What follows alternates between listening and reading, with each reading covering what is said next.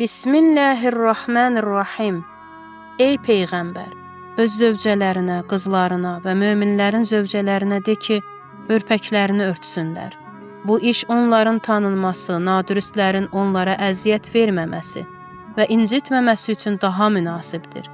Allah həmişə bağışlayan və rəhm edəndir. Əhzab surəsi, ayə 59.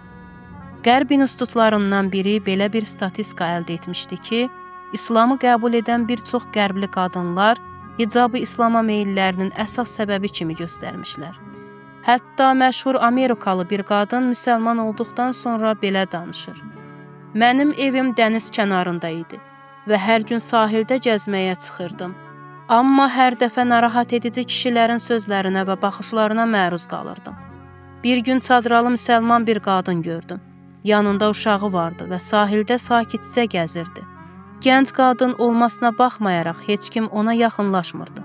Öz-özümə düşündüm, bu onun geyimi, örtüyü sayəsindədir ki, heç kim onu narahat etmir. Buna görə də ertəsi gün bir İslam mağazasına getdim və ərəb çadrası aldım. Bir neçə gün sahildə çadralı halda gəzdim. Heç kim məni narahat etmədi. Bu mənim üçün həm maraqlı, həm də təəccüblü idi. Daha sonra İslam haqqında araşdırmalara başladım.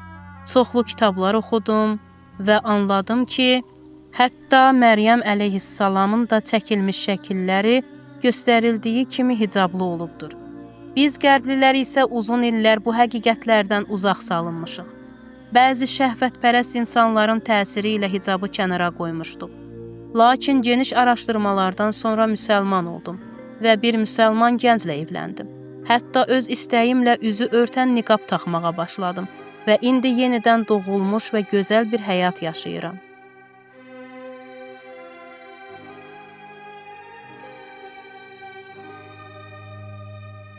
İranda Kerman şəhərində bir qız yaşayırdı. Hərçənd dindar bir ailədə böyümüşdü. Amma orta məktəb illərində dost mühitinin təsiri ilə hicaba və dini məsələlərə qarşı bir qədər laqeyd olmuşdu. Ta ki bir gün təsadüfən Şəhid İbrahim Hadi ilə tanış oldu. Eşitmişdi ki, İbrahim Hadi şəhadətindən sonra da insanların çətinliklərini həll edir. Biraz dəcəlliyinə görə məktəbdən çıxarılmaq üzrə idi.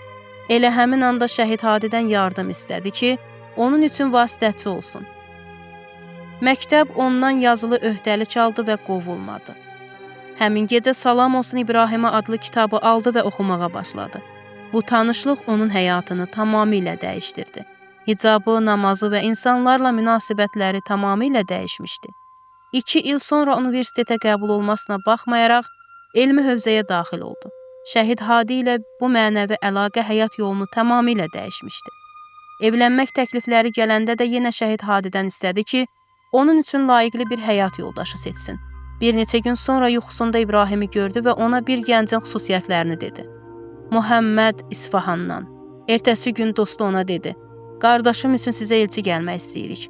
Qız dedi, siz Kermandansınız və bu mümkün deyil. Dostu dedi, qardaşım Muhammeddir, indi İsfahanda təhsil alan tələbədir.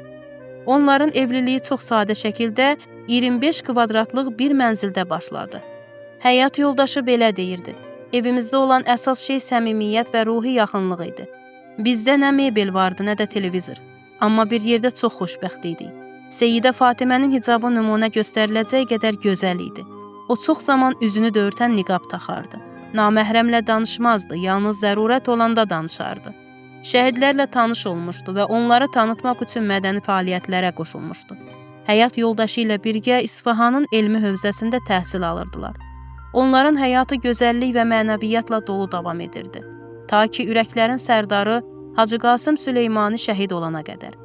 Bir dəfə həyat yoldaşına belə demişdi. Bilirsən, yaxın zamanlarda sən şəhid həyat yoldaşı olacaqsan. Həyat yoldaşı isə təəccüblə və zarafatla cavab vermişdi. Adətən kişilər şəhid olur, qadınlar da şəhid həyat yoldaşı. Amma bu söz zarafat deyildi.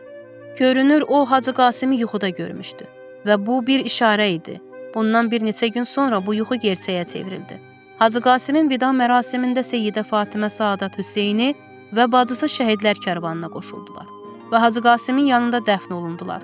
O öz vəsiyyətində demişdi ki, Salam olsun İbrahimə kitabı onunla birlikdə dəfn edilsin. Seyyidə Fatimə həmin kitabın kənarına belə yazmışdı.